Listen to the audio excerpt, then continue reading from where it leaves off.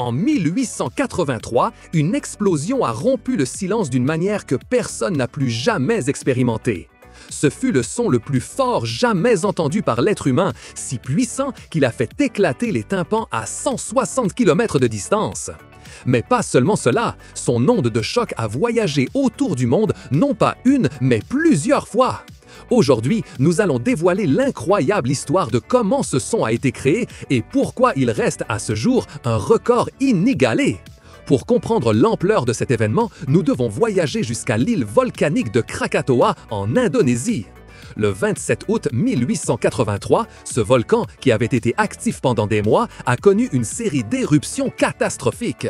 La plus puissante de toutes fut un événement colossal qui a fait exploser la majeure partie de l'île.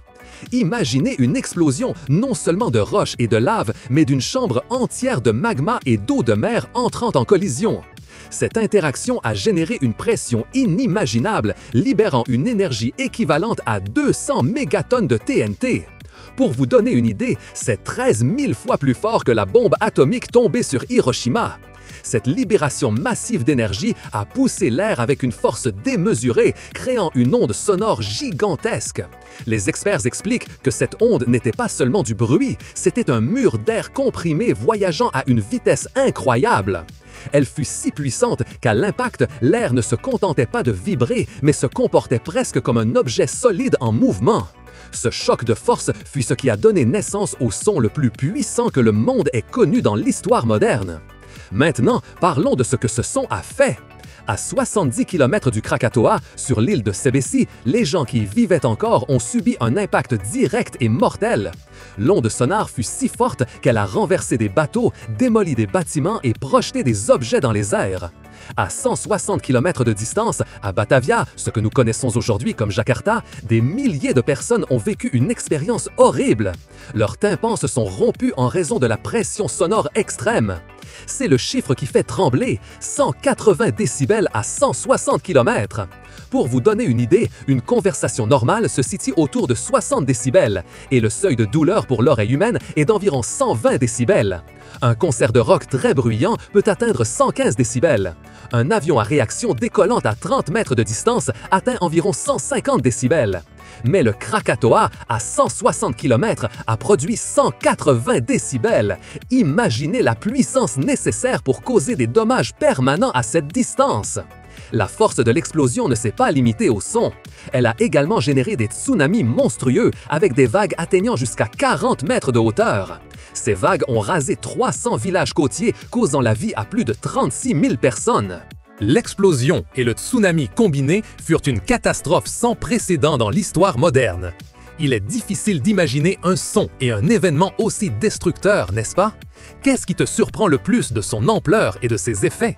Nous voulons lire ton opinion dans les commentaires. Mais l'histoire du son du Krakatoa ne s'arrête pas là avec la rupture des tympans et les tsunamis. L'onde de pression a voyagé bien au-delà.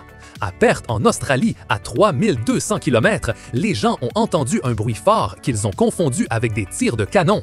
Sur l'île de Rodrigues, à près de 5000 km, les gens l'ont clairement entendu.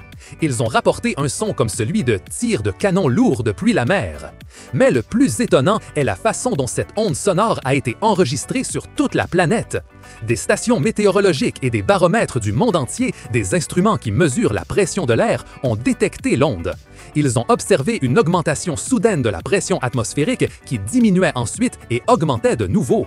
Ce ne fut pas une ni deux, mais 7 fois que l'onde de pression du Krakatoa fit le tour du globe terrestre. 3 fois dans une direction et 3 fois dans la direction opposée, en plus d'une dernière fois qui s'est dissipée.